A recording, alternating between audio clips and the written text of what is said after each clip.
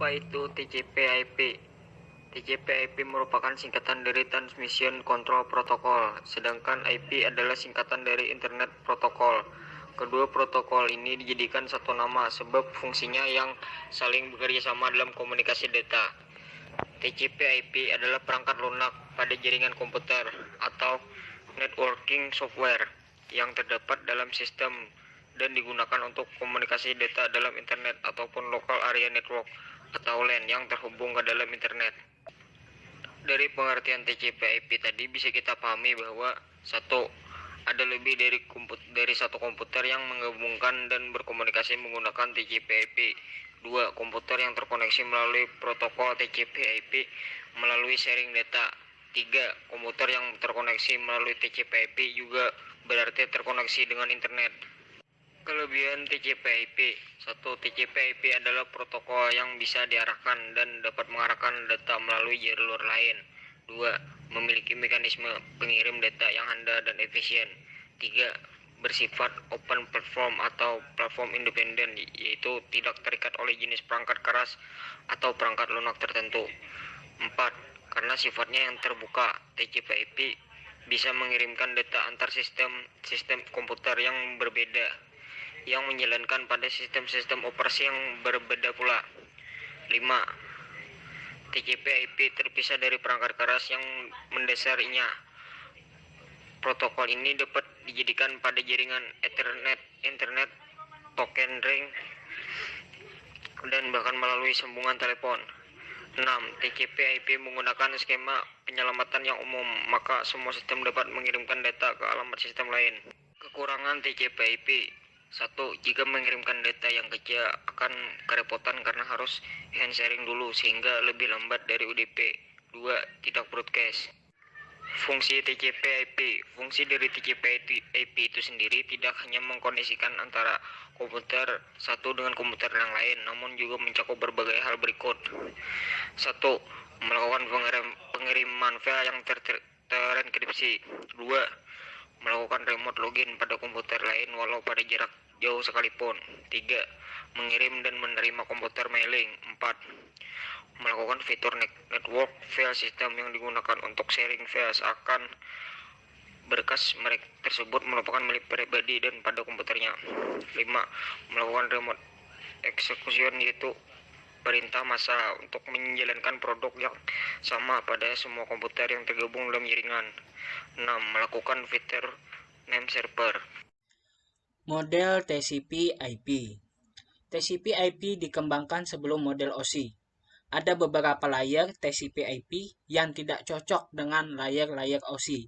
Misalnya, OSI ada 7 layer, sedangkan TCP/IP hanya ada 5 layer, yaitu physical, data link, network, transport, dan application.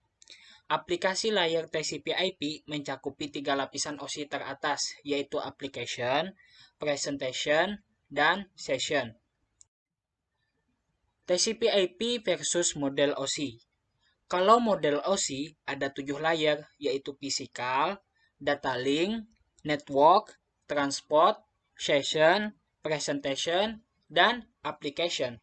Sedangkan di TCP/IP ini ada physical, data link, network, transport, dan application. Perbandingannya seperti ini.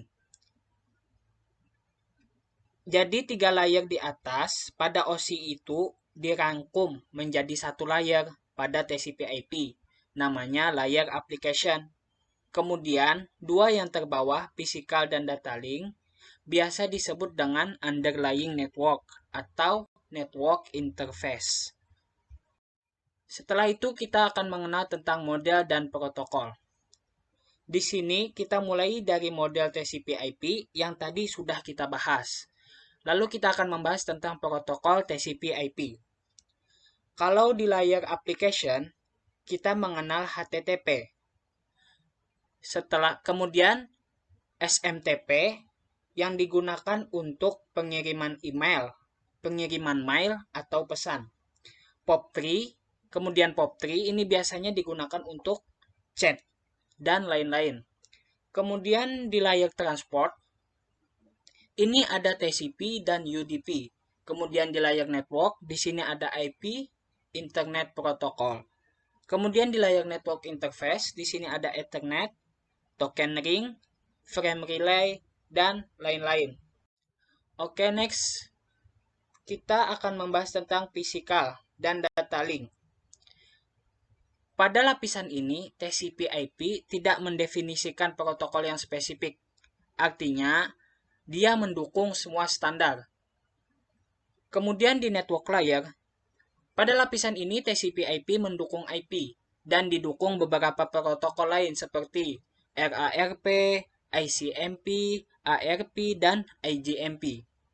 IP atau Internet Protocol dibutuhkan untuk pengalamatan atau addressing.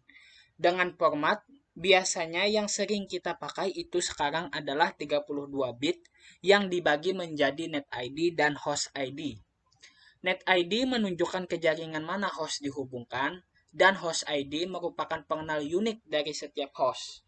Jadi misalnya, Anda mempunyai komputer, dan komputer itu pasti punya unique ID, supaya data-data Anda dikirimkan secara unik, supaya tidak nyasar kepada orang lain. Dan setiap komputer dari jutaan komputer di dunia ini pasti punya unique ID dari setiap host. Selanjutnya, ini pembagian kelas dari IP yang ada di dunia, yaitu kelas A, B, C, D, dan E. Tapi yang sering kita pakai ada 3 kelas, yaitu kelas A, B, dan C. Dari 3 kelas yang sering kita pakai tadi, ada lagi yang lebih sering kita pakai, yaitu kelas C. Untuk kelas A dimulai dari 1 sampai 126. Net ID-nya 126, host ID-nya 16 juta sekian. Untuk kelas B dimulai dari 128 sampai 191. Untuk net ID-nya 16.384 dan host ID-nya 55.536. Untuk kelas C dimulai dari 192 sampai 223 dan net ID-nya adalah 2 juta sekian dan host ID-nya 256. Kemudian ini ada beberapa istilah yang harus Anda ketahui di network layer, yaitu ARP, Address Resolution Protocol. ARP adalah proses pemetaan alamat fisik atau physical address, seperti alamat NIC, Network Interface Card, yang berasosiasi kepada logical address atau alamat IP, dari logik ke fisik. Lalu RARP, Reverse Address Resolution Protocol. RARP adalah komplement dari ARP, di mana protokol ini membantu host untuk menentukan alamat IP dari sebuah alamat perangkat keras. DHCP, Dynamic Host Configuration Protocol. DHCP memungkinkan administrator menentukan scope IP saat sebuah host dikonfigurasikan untuk memperoleh alamat IP dari DHCP. Ia akan secara otomatis diberi alamat dari scope DHCP yang ada. Seperti misalnya kalian connect ke WiFi kampus. Itu sebenarnya DHCP. Jadi, kita tidak perlu men-setting secara manual. Jadi si access point ini sudah mengasih alamat langsung ke komputer kita. Lalu DHCP memungkinkan administrator untuk menentukan beberapa parameter yang mengatur administrasi, seperti IP, TCP, dan beberapa protokol. Oke, di sini ada sebuah access point, kemudian ada user pertama, lalu kemudian ada user kedua. Keduanya ini memakai komputer. Kemudian si access point ini diset untuk membagi IP secara otomatis ke user, seperti DHCP tadi. Ya, ini memang DHCP. Lalu user pertama set DHCP untuk terhubung ke access point. Jadi komputernya ini diset ke DHCP mode, dan ini contoh alamat IP-nya 192.168.1.130. Lalu kemudian user kedua, dia men-set secara manual, dan dia ternyata memakai IP yang sama dengan user pertama. Dan inilah yang menyebabkan terjadinya IP konflik. karena terdapat dua device menggunakan satu IP yang sama. Bagaimana cara setting IP manual? Pada beberapa kasus, kita membutuhkan setting manual, misalnya untuk konfigurasi awal dari sebuah access point. Sebelum itu, saya menggunakan spesifikasi Windows 10. Nah, cara setting IP manualnya seperti ini. Di sini, Anda lihat, pada gambar ini, biasanya ada di pojok kanan bawah, silakan Anda klik yang ini. Kemudian, muncul ini, silakan Anda klik ini. Lalu, pilih ini, akan muncul seperti ini. Nah, Anda akan dapatin seperti ini ada Ethernet 3 dan Wi-Fi 2. Jika Anda menggunakan kabel, silakan Anda setting pada bagian Ethernet 3. Tapi jika Anda tidak menggunakan kabel, Anda silakan setting pada Wi-Fi 2. Lalu, klik kanan, pilih Properties, akan muncul seperti ini. Akan Anda dapatin seperti ini. Silakan Anda pilih Internet Protocol version 4 atau TCP IPv4. Silakan Anda klik satu kali atau Anda pilih Properties. Lalu akan muncul seperti ini. Kemudian Anda bisa klik Use the following IP address. Baru Anda bisa mengisi IP-nya. Contohnya seperti ini. IP address-nya 192.168.1.20. Subnet masknya 255.255.255.0.